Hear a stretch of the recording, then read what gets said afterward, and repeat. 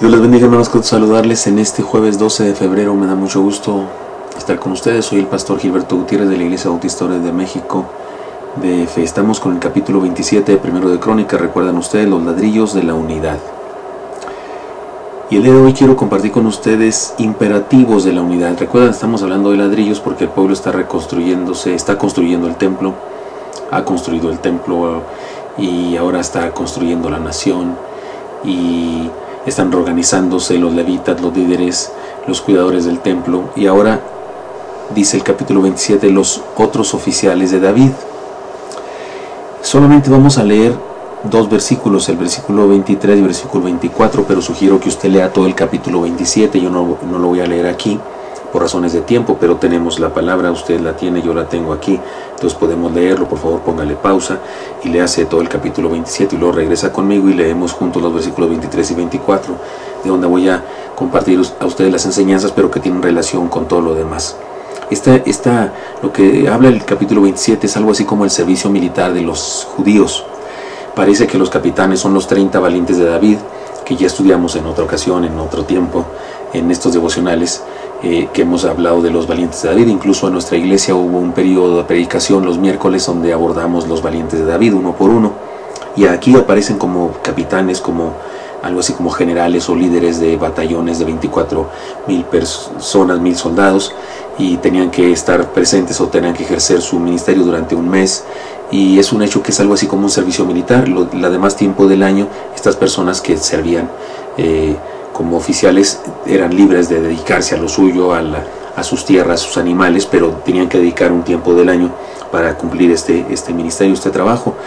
Pero hay algo muy interesante que hay en todo este conteo, y quisiera que leyéramos los versículos 23, 24 y luego también el 33 para encontrar tres enseñanzas que tienen que ver con los imperativos de la unidad. Dice así versículos 23 y 24.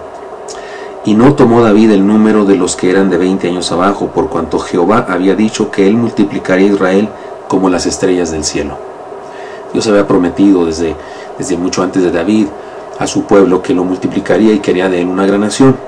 Versículo 24. Joab, hijo de Sarvia, había comenzado a contar, pero no acabó, pues por esto vino el castigo sobre Israel, y así el número no fue puesto en el registro de las crónicas del rey David.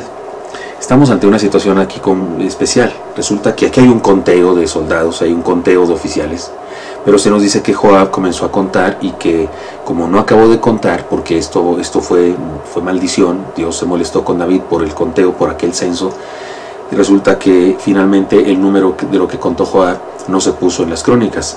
Si no se puso en las crónicas, entonces este conteo que está aquí seguramente no es el de Joab, es otro, de otro momento histórico que se contó, pero aquí introducen en esta lista de soldados, en esta lista de oficiales, introducen este suceso, y me parece que ustedes y yo podemos encontrar entonces la siguiente enseñanza, y por eso he llamado a este ladrillo de la unidad, imperativos de la unidad. Se requiere, número uno, se requiere que demos la gloria a Dios. La unidad debe dar gloria a Dios. Estamos unidos para dar gloria a Dios.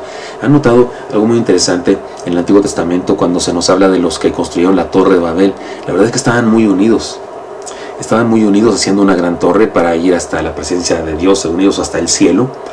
Dice el hermano Charles Swindoll que lo que querían hacer era poner gloria al hombre en las alturas. Fue un intento de vanagloria, de orgullo, de soberbia, para hacerse un nombre, dijeron los constructores de la Torre de Babel.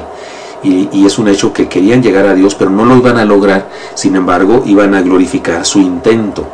Iban a terminar adorando su intento en vez de adorar a Dios. Y por eso Dios los confunde, y es cuando comienzan las lenguas. Y no las lenguas de esas de las que hablan los neocarismáticos, sino los diferentes idiomas de la humanidad. Y son esparcidos por toda la tierra. Digamos que el no darle la gloria a Dios es un serio problema. Dios no está dispuesto a transigir, no está dispuesto a negociar cuando tiene que ver con su gloria. Entonces, aquellos estaban muy unidos, los de la Torre de Babel, pero estaban unidos y, digámoslo así, oponiéndose a Dios, porque estaban haciendo algo, estaban glorificando su propio esfuerzo. La verdad es que la Torre de Babel es una explicación muy gráfica, histórica, del orgullo y el humanismo de los seres humanos. El hecho de creer que es por nosotros que suceden las cosas, el hecho de creer que tenemos poder, que somos Dios, pues, y por eso es delicado. toda unidad, toda vivencia de interacción, de integración de una comunidad debe dar la gloria a Dios. En una iglesia debemos estar unidos para dar la gloria a Dios. Es peligroso, pero en el mundo en que vivimos, este mundo evangélico donde hay una terrible apostasía, hay comunidades que están unidas, pero están unidas en torno a un supuesto apóstol, a un supuesto profeta, a un supuesto fenómeno determinado, ya sean las lenguas, ya sea la alabanza, ya sean a un supuesto cantante. Algunas personas están unidas en torno a un cantante. Debemos tener cuidado, se requiere dar la gloria a Dios. La unidad es indispensable en una comunidad cristiana, pero esta debe dar la gloria a Dios, a nadie más que a Dios.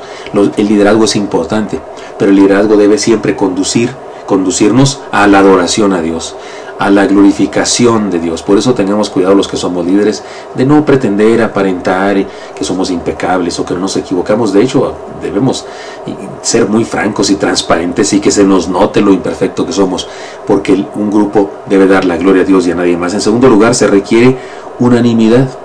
Se requiere unanimidad. Es interesante que dice que Joab estaba contando, pero no terminó de contar. Si vamos al contexto de este pasaje, al contexto histórico, notaremos que Joab no estaba de acuerdo con David. De hecho, le dijo a David: mi señor, tienes una gran soldados, muchos soldados, tienes una gran nación, Dios te ha bendecido, ¿para qué cuentas? Y no que no era su intención contar, pero David pudo más que Joab, era su rey, y le dijo: tú los cuentas porque los cuentas. Pero Joab lo hizo de mala gana.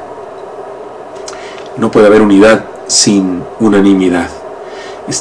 Por eso debemos desarrollar una visión, una misión, unas metas que nos den propósito, que nos den dirección, que nos den una razón para ir hacia adelante. Entonces se requiere que demos la gloria a Dios, se requiere unanimidad, y en tercer lugar se requiere profundizar en las relaciones humanas, es decir, llegar hasta la amistad. En el versículo 33 dice así. Debo decirles que a partir del versículo 30, por ahí empieza el cronista a explicarnos algunos consejeros de David que no aparecen en otras listas de consejeros. Parece que es una lista alterna de algunos otros consejeros que David tenía, pero dice en el versículo 33: también Ahitofel era consejero del rey, y Usaí Arquita, amigo del rey. Es interesante que este consejero, este líder, este otro oficial de David, se le dice incluso que no solamente era un consejero, un oficial, un empleado, alguien a quien David le pagaba, sino que era un amigo del rey. Se requiere profundizar en las relaciones de amistad. En una empresa cualquiera, en donde hay diferentes grupos de trabajo, la verdad es que es importante que el gerente o el dueño o el empresario o la persona que dirige, el director, el presidente del partido, desarrolle relaciones de amistad con las personas que le rodean.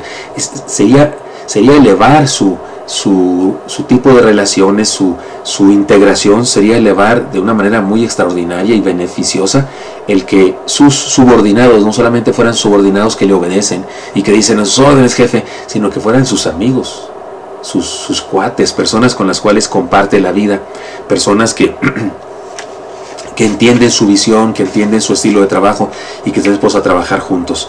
En una iglesia, por supuesto, el pastor debería desarrollar relaciones de amistad con sus siervos o con sus consejeros, con sus diáconos, con los oficiales, con los presidentes de departamentos. Deberían desarrollarse relaciones de amistad profundas y serias, y mientras más profundas y serias, más unidad hay y más bendición hay en el pueblo de Dios. Por eso yo creo que un pastor debe tener amigos.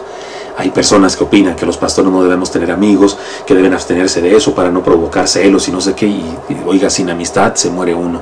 Por eso, en mi caso, yo digo que los siervos que nos reunimos cada 15 días a cenar y a desarrollar temas y estudiar la palabra, no solamente son mis colaboradores o mis oficiales, son mis amigos, son mis cuates, y debo ser su amigo también de ellos, porque esto es algo que glorifica a Dios. Muy bien.